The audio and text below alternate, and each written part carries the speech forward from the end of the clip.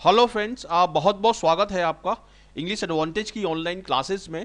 Friends, इस video में मैं आपको आईबीपीएस क्लर्क प्री का रियल क्लोज टेस्ट एक्सप्लेन करूंगा और उसका पूरा सॉल्यूशन बताऊंगा। ये 27 नवंबर को फर्स्ट या सेकंड शिफ्ट में आया है।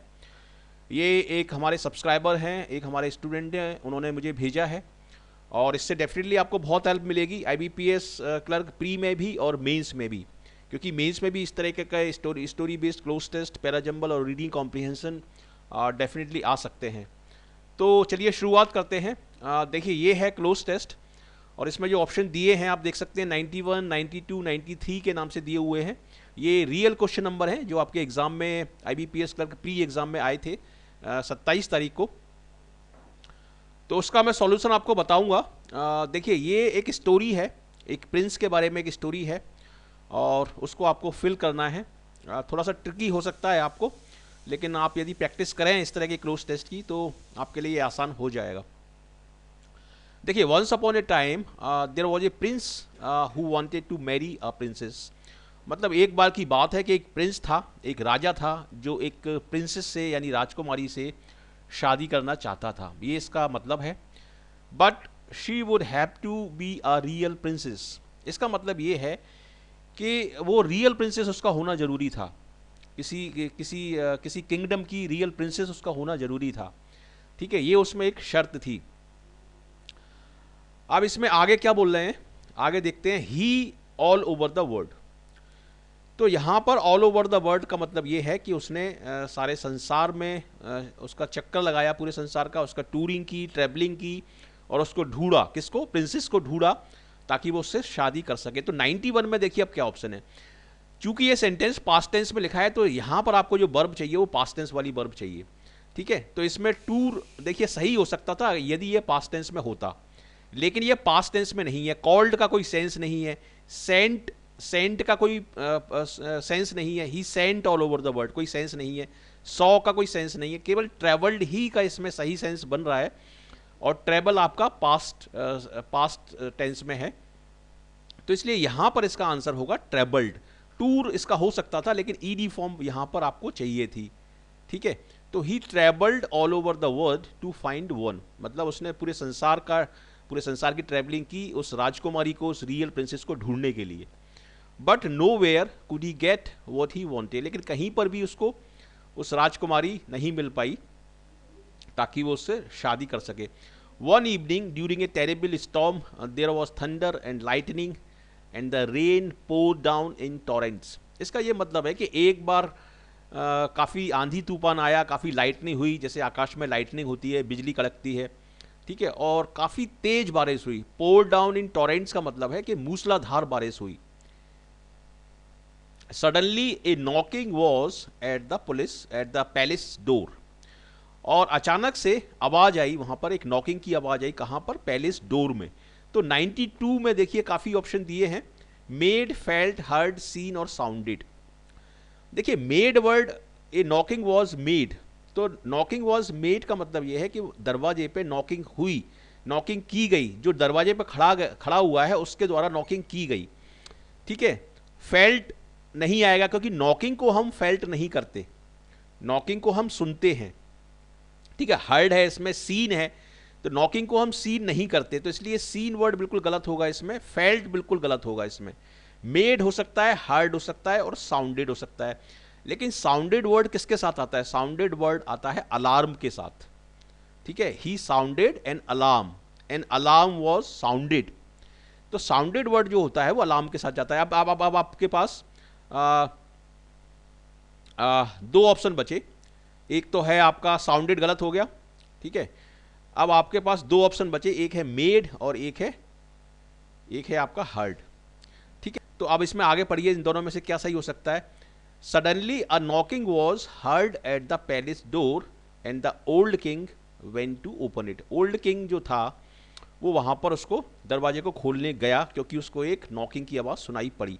तो यहां पर आपका हर्ड सही होगा, क्योंकि जब हम हियर करेंगे, जब हम किसी चीज को सुनेंगे, जब हम नॉकिंग को सुनेंगे तभी तो हम दरवाजे को खोलने जाएंगे, अदरवाइज हम दरवाजे को नहीं खोलते। तो इसलिए मेड और हर्ड में से इसमें हर्ड सही है इसमें। और मेड इसमें इसलिए दिया है क्योंकि कंफ्यूज करने के लिए दिया है, लेकिन मेड का वहाँ पर सही मीनिंग नहीं बनेगा, ठीक है। Suddenly A knocking was heard at the palace door and the old king यहाँ पर शायद इसलिए बोला है क्योंकि ओल्ड किंग का मतलब ये है कि उसने राजकुमारी को ढूंढा और राजकुमारी उसको नहीं मिल पाई, उसके बाद उसने किसी और दूसरी लेडी से शादी कर ली और तब तक वो थोड़ा सा बूढ़ा हो गया, तो इसलिए यहाँ पर ये ओल्ड किंग वर्ड यूज हो सकता है। And the old king went to open it, it was a princess. जब वो दरवाजे को खोलने गया वहाँ पर तो उसको प्रिंसेस खड़ी हुई मिली वहाँ पर, standing out there, but good gracious एक एक्सक्लेमेशन का वर्ड है, एक एक्सक्लेमेशन का साइन है। जैसे हम बोलते हैं ओ माई गॉड या इस तरह के जो वर्ड बोलते हैं उसी का इक्विवेलेंट है ये good gracious. What a sight the rain and the wind had made her look, मतलब बारिश की वजह से और हवा की वजह से उसका जो लुक था वो थोड़ा चेंज हो गया था। The water ran down her hair and clothes, मतलब पानी उसके कपड़ों पे आ गया था और उसके बालों में से बह रहा था पानी। Into the toes of her shoes and out again at the heels, ठीक है। ये पानी में तूफान में उसकी जो हालत हो गई थी उसके बारे में बता रहे हैं यहाँ पर। And yet she insisted that she was a real princess, और इसके बावजूद भी ये सब हालत हो गई, इसके बावजूद भी वो इंसिस्ट कर रही थी, बार बार बोल रही थी कि सी वॉज अ रियल, मैं ही रियल प्रिंसेस हूँ। वेल वी विल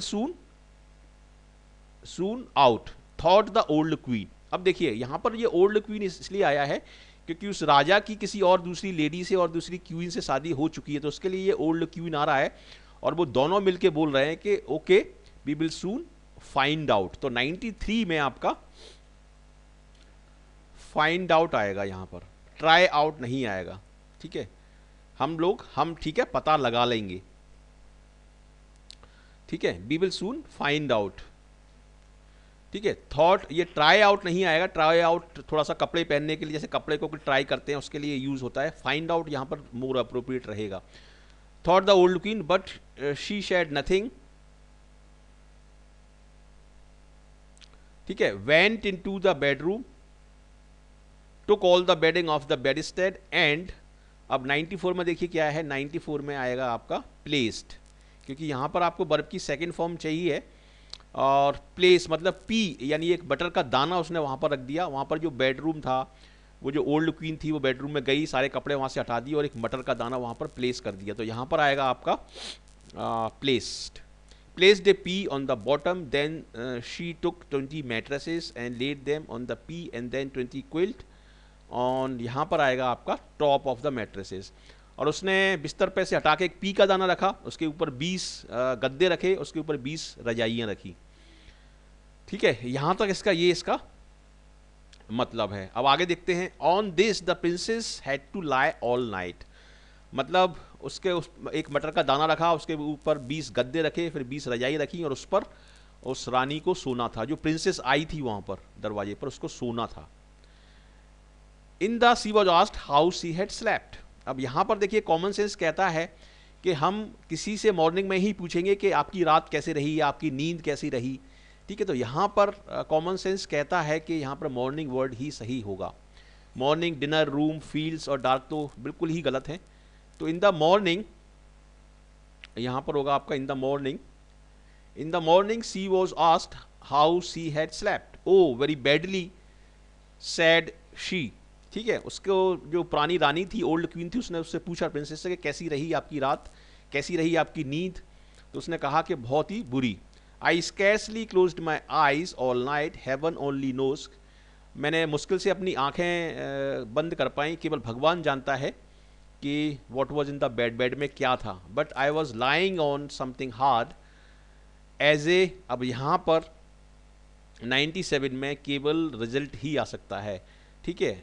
मैं किसी हार्ड चीज़ पर सो रही थी और as a result I am black and blue all over the body, ठीक है। इट्स हॉरिबल, ये प्रिंसेस जो आई थी वो बोल रही है। Now they knew that she was a real princess because she had, अब देखिए यहाँ पर आएगा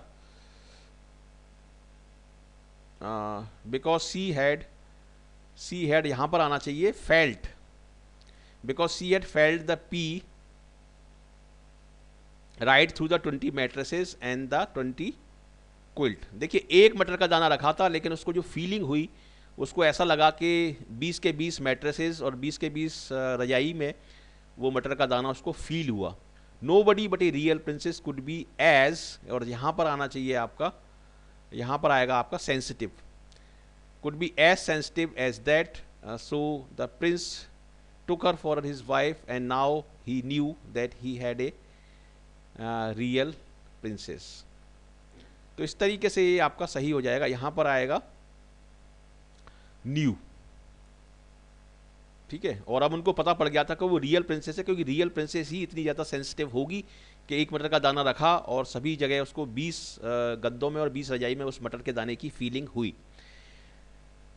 तो ये है आपका 27 तारीख को आया गया क्लोज टेस्ट, और ये किसी शिफ्ट में आया था, इससे आपको डेफिनेटली आइडिया लगेगा। ये स्टोरी बेस्ड क्लोज टेस्ट है, और स्टोरी बेस्ड क्लोज टेस्ट के अलावा स्टोरी बेस्ड पैरा जंबल भी आपके एग्जाम में आ सकते हैं।